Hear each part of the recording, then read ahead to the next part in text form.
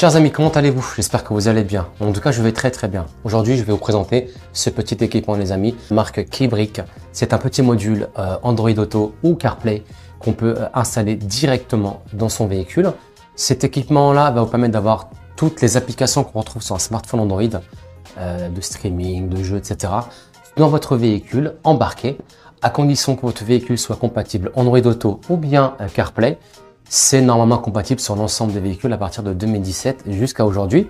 À titre d'exemple, on va aller dans mon véhicule personnel, qui est une Skoda de 2022, dans lequel on va tester cet appareil-là et vous montrer à quoi il ressemble et à quoi il sert.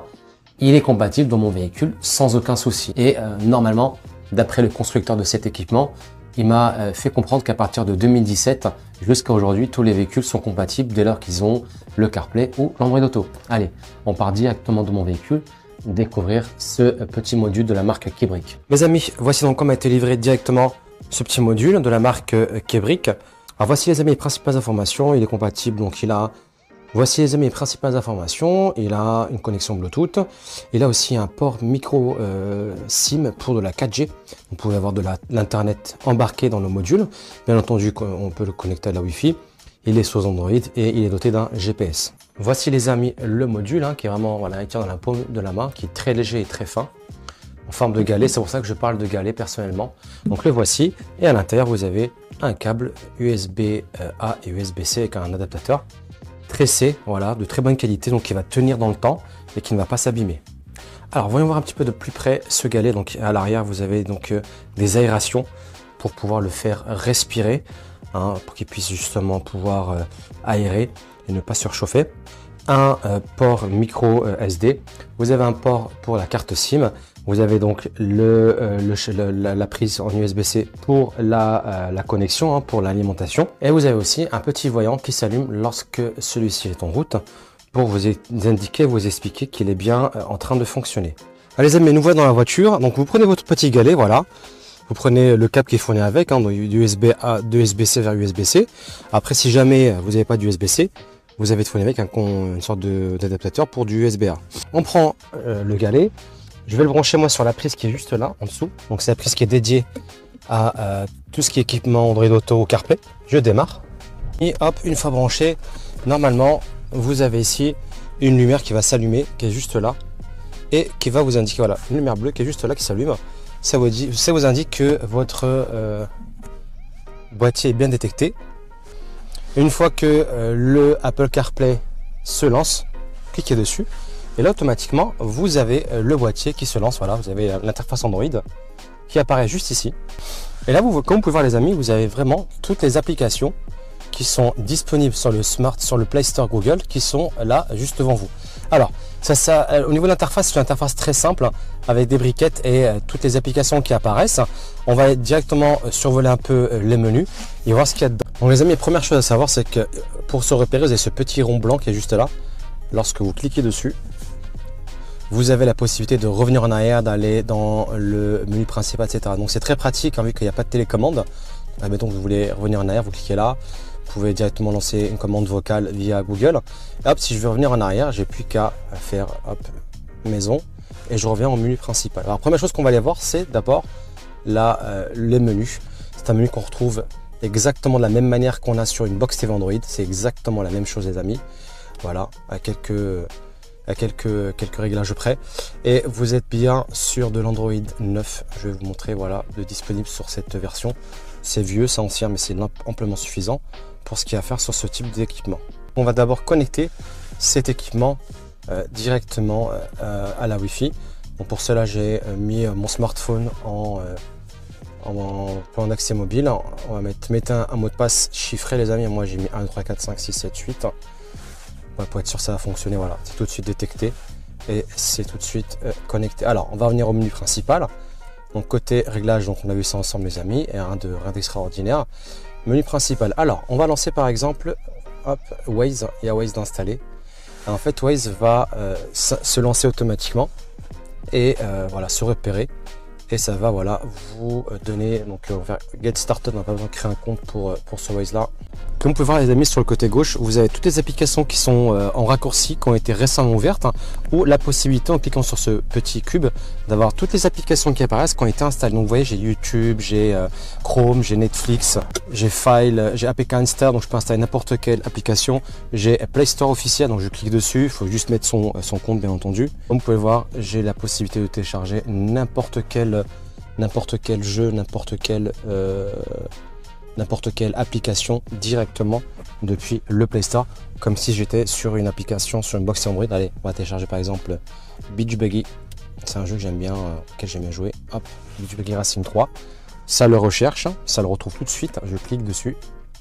Et là, c'est en train de me télécharger Beach Buggy que on peut utiliser uniquement, je précise, à l'arrêt les amis. N'utilisez jamais une application qui pourrait occuper votre esprit en même temps que vous conduisez. Soyez bien entendu très vigilant. Voilà, donc ça marche très bien.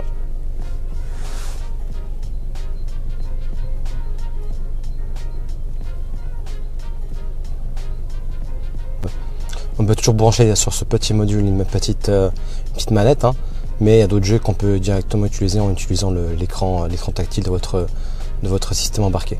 Alors on va voir un peu de quoi est doté ce petit boîtier. Donc on est sur un Qualcomm en termes de logiciel. Donc on a 4 Go de RAM et 60 Go de mémoire interne, donc vous pouvez installer dessus pas mal d'applications. Vous avez en termes de CPU, donc c'est un 8 cœurs condensé à 1804 MHz, c'est un ARM Cortex A53, c'est exactement la même chose qu'on retrouve sur les box Android, donc c'est vraiment un boîtier très puissant qui tourne sous un Qualcomm Snapdragon 450. Bon, c'est pas un Snapdragon très récent, mais assez puissant les amis, qu'on retrouve sur certains smartphones. En termes de display, on est sur une capacité maximale de Full HD. Voilà, ça va pas plus loin les amis, c'est déjà pas mal. Autre chose les amis, hein, moi j'ai installé dans ce boîtier une application TV. Voilà, vous pouvez utiliser votre application TV avec votre abonnement. Donc, on va lancer par exemple une chaîne n'importe laquelle au hasard. Hop, on va se mettre ici, on va lancer par exemple cette chaîne là, TF1. Et vous allez voir, ça va fonctionner vraiment parfaitement. Les amis, comme vous pouvez le voir, attention, je le répète, utilisez cette application uniquement lorsque vous êtes à l'arrêt les amis, c'est vraiment très important. Alors, je vais augmenter le son. Voilà, ça fonctionne nickel. Voilà, il n'y a pas de latence. Comme je vous ai expliqué au début, le processeur, le SoC qui est embarqué sur cette box TV est vraiment très puissant, avec 4 Go de RAM. Vous pouvez vraiment gérer n'importe quel type d'application sans aucun souci, vraiment sans aucun problème. Regardez la preuve, hein, ça fonctionne vraiment très bien. On va lancer YouTube. Donc YouTube est installé dessus de manière officielle et on va voir si l'image est de bonne qualité ou pas. Hop, on va pas. Voilà les amis, comme vous pouvez le voir, j'ai lancé une vidéo sur YouTube. Elle est filmée en 4K Ultra HD. Donc voilà, vous pouvez voir une très belle image, l'image claire. Voilà, très belle image. Alors on peut monter jusqu'à de la définition 1080p maximum. Voilà, donc c'est du Full HD en termes de résolution d'image, de restitution. Et alors vraiment une... Les amis, j'espère que cette vidéo vous a plu de ce petit module CarPlay hein, qu'on peut embarquer dans son véhicule. Vous avez pu voir les amis qu'on peut installer n'importe quelle application. On a exactement la même flexibilité, les mêmes possibilités qu'on trouve sur un smartphone Android ou une box TV Android. D'ailleurs, j'ai pu installer sur ce boîtier plusieurs applications que j'ai sur ma box TV, des applications de streaming, de chaînes TV. Ça fonctionne parfaitement. J'attire votre attention et je vous demande d'être prudent les amis, car j'ai tout de même une responsabilité en présentant du matériel. Je dois vous rappeler certaines règles d'usage qui sont d'ordre de sécurité. N'utilisez jamais une application qui pourrait prendre votre attention. N'utilisez jamais une application avec ce boîtier dans votre véhicule qui pourrait vous occuper votre esprit, votre attention et vous dévier de la route. Attention les amis, soyez très prudents. Utilisez ce boîtier comme des parents responsables. N'oubliez pas que voilà, on doit toujours être focus sur la route et garder les yeux et son esprit sur la route et pas ailleurs. Cet équipement est très bien, il est pratique, mais ne le rendez pas dangereux. Ceci étant dit, voilà, au-delà de ce côté un peu voilà prudence, il est vraiment très pratique. Vous pouvez mettre dedans une carte puce 4G, ça vous évitera d'utiliser à chaque fois votre téléphone en Wi-Fi partagé. La possibilité aussi de rajouter de la mémoire, donc il y a 60 Go de RAM de mémoire, 4 Go de RAM et c'est un Snapdragon, un Cortex A95.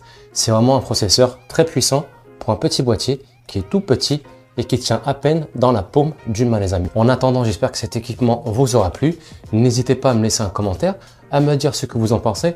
Si jamais vous avez des questions le concernant, n'hésitez pas à me les poser en bas de la vidéo. Je me ferai un plaisir de vous répondre. En attendant, prenez soin de vous et je vous dis à très bientôt pour une nouvelle découverte.